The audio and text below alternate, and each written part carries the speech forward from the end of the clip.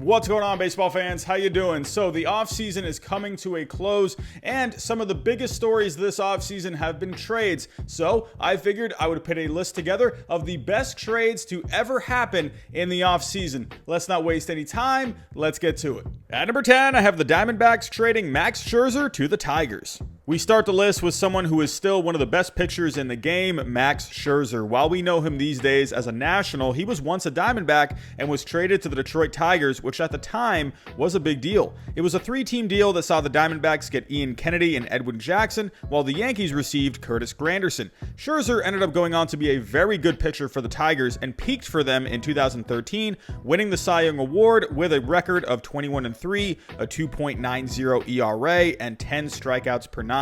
While the Tigers did fall short of a World Series in 2012 and came within 2 wins of making it back in 2013, Scherzer ended up being one of the better pitchers ever to be traded. At number 9, I have the Red Sox trading Mookie Betts and David Price to the LA Dodgers. This trade still affects me deeply, and while it is the most recent trade on this list, it still makes it. Why? Well, Mookie simply helped the Dodgers win a World Series, plain and simple. He also put together a very good season in a shortened season, hitting .292 with 16 homers, 39 RBIs, and a .927 OPS over 55 games. Mookie played stellar defense in the playoffs, making some insane catches, provided some key base running that helped score the go-ahead run in Game 6 of the World Series, along with providing a homer in the bottom of the 8th to provide some insurance. We're only a little ways into the Mookie Betts era with the Dodgers, so this trade could end up moving up higher on this list as time goes by.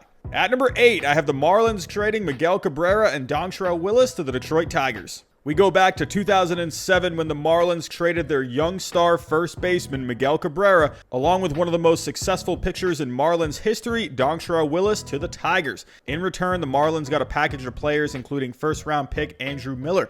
You can say the Tigers definitely won this trade, considering Cabrera put up quite the numbers over the years. Since 2008, he's contributed a wins above replacement of about 51 while hitting for an average of .313, 349 homers, and an OPS of .931. During this time, he won 2 MVPs, which included a Triple Crown, and finished in the top 5 on 3 other occasions. While he wasn't able to help the Tigers win a World Series, they were able to make it to the World Series in 2012. Even though Dontrelle Willis ended up being a bust in Detroit, this still ends up being one of the best trades, not just in Tigers history, but in Major League Baseball history. At number 7, I have the San Diego Padres trading Anthony Rizzo to the Cubs. Early on in Anthony Rizzo's career, he actually moved around a couple of times before he made it to Chicago. He first moved from the Red Sox to the Padres in the trade that sent Adrian Gonzalez to the Red Sox, and then eventually got moved to the Cubs for Andrew Cashner.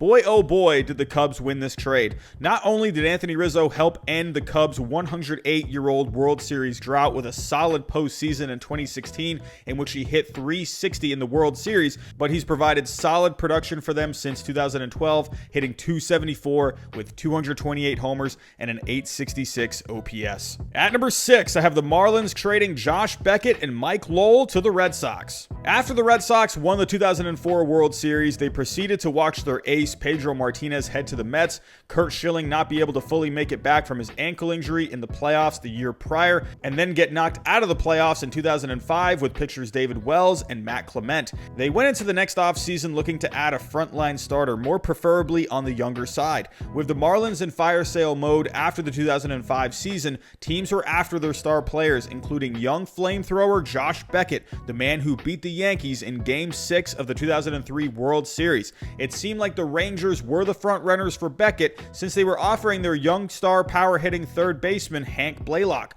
When talks fizzled, however, the Red Sox swooped in. At first, the Marlins wanted young left-hander John Lester, but with the Red Sox wanting to hang on to a possible future ace in the making, they instead offered up Hanley Ramirez and another talented pitching prospect, Anibal Sanchez, while agreeing to take back Mike Lowell and the rest of his contract. While Ramirez and Sanchez would go on to play well for the Marlins, Beckett would go on to have a solid tenure with the Red Sox, including an impressive 2007 campaign that saw him finish second in Cy Young voting with a record of 20-7, a 3.27 ERA, and about 9 strikeouts per 9.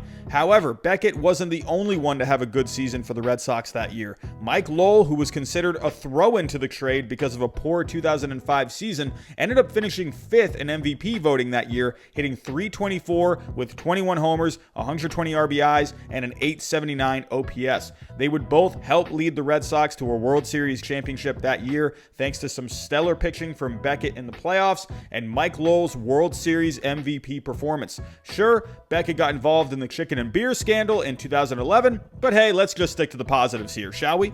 At number 5, I have the Diamondbacks trading Curt Schilling to the Red Sox. We have yet another trade that involves the Red Sox. When the Red Sox lost Game 7 to the Yankees in the 2003 ALCS, the first need to address that offseason was to acquire another frontline starter to go along with Pedro Martinez. Theo Epstein gave the Diamondbacks a call to see if Schilling would be available, which he was, but Schilling also said he would only accept a trade to either the Phillies or the Yankees. Theo decided to go pay Curt and his family a visit for Thanksgiving dinner to see if he would waive his no-trade clause to come to Boston. After some negotiating over restructuring his contract, the rest was history. Schilling ended up becoming a Boston legend, having a stellar 2004 season in which he won 21 games with a 3.26 ERA, pitching in Game 6 with an obliterated ankle to help the Red Sox come back and beat the Yankees in the ALCS and help the Red Sox end their 86-year-old curse to win the World Series. He even helped the Red Sox win one more in 2007. What's the lesson learned here? Always go to Thanksgiving dinner if it means acquiring a frontline starting pitcher. At number 4, I have the Blue Jays trading Roger Clemens to the Yankees. Making this list is a trade that involves one of the best pitchers of all time, Roger Clemens.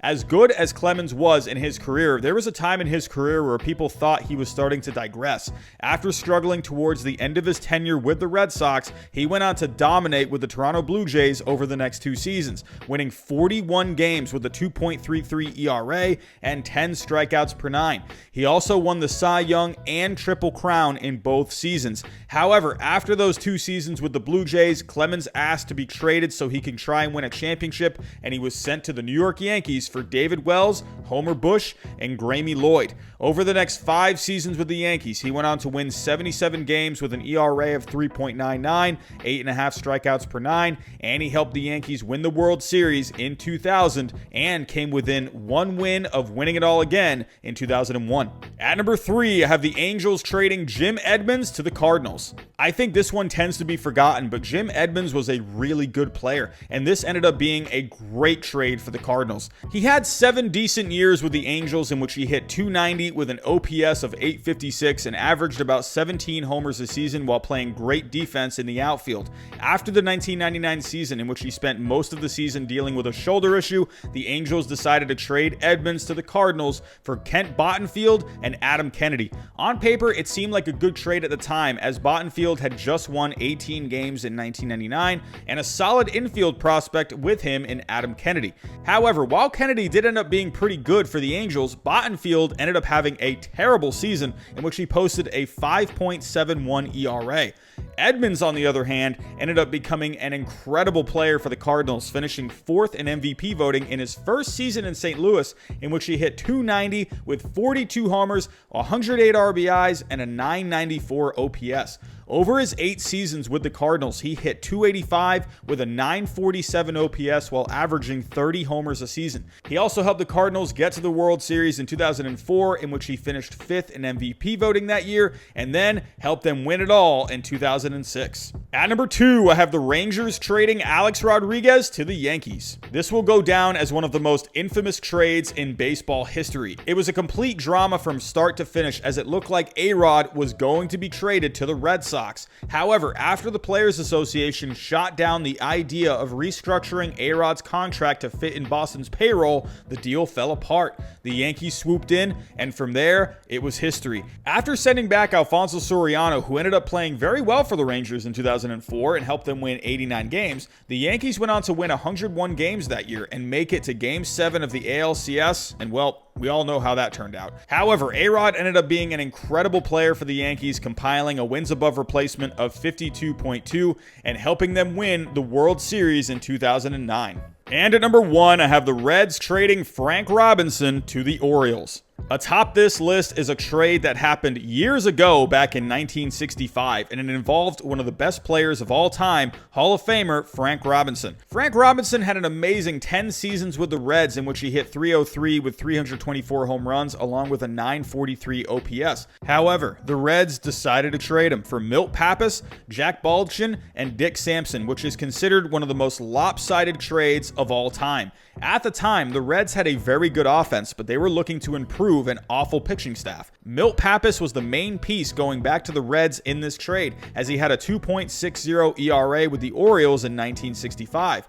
But he didn't really provide much for the Reds, as he only had an ERA of 4.04, and the Reds didn't even make the playoffs with him in the fold. Supposedly, there were some conflicts with Robinson and the Reds front office for a few years, but in the end, this helped the Orioles immensely. Robinson would go on to play 6 seasons with the Orioles, hitting .300 with 179 homers, a .944 OPS, and helped them reach 3 World Series and helped them win 2 of them. In my opinion, this was the greatest trade of all time. So those are the best offseason trades that I think ever happened. Tell me what you think down below. Did I leave any off the list? But that's all I got for today. Thanks for watching, and I'll talk to you next time.